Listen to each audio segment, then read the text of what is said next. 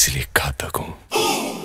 গত সোমবার রাতে দিল্লির লাল কেল্লার কাছে এক ভয়াবহ বিস্ফোরণে কেঁপে ওঠে গোটা দেশ। এই মর্মান্তিক ঘটনায় বহু মানুষ হতাহত হওয়ায় রাজধানী জুড়ে তৈরি হয়েছে আতঙ্ক। আর এই জাতীয় শোকের আবহে বড় সিদ্ধান্ত নিল বলিউড।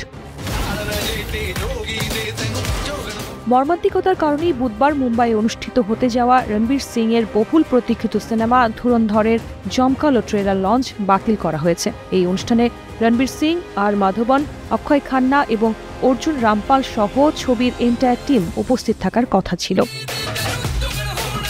জীবনের সব আয়োজন এখানে একসাথে। টিম ধুরন্ধরের পক্ষ থেকে এক আনুষ্ঠানিক বিবৃতিতে জানানো হয়েছে, গতকালের দিল্লি বিস্ফোরণে যারা প্রাণ হারিয়েছেন তাদের প্রতি শ্রদ্ধা জানিয়ে আমরা 12 নভেম্বরের ট্রেলার লঞ্চ স্থগিত রাখছি। নতুন তারিখ শিগগিরই ঘোষণা করা হবে। অভিনেতা রণবীর সিং নিজেও তার ইনস্টাগ্রাম স্টোরিতে গভীর শোক প্রকাশ করেছেন। তিনি লিখেন, গতকালের ঘটনার খবর শুনে আমি স্তব্ধ। যে পরিবারগুলি প্রিয়জনকে হারিয়েছেন তাদের প্রতি আমার গভীর সমবেদনা। তবে শুধু ধুরন্ধর নয়, এই বিস্ফোরণের কারণে শাহিদ কাপুর, রশ্মিকা মান্দানা ও কৃতি স্যাননের নতুন ছবি ককটেল 2 এর শুটিংও বাতিল করা হয়েছে।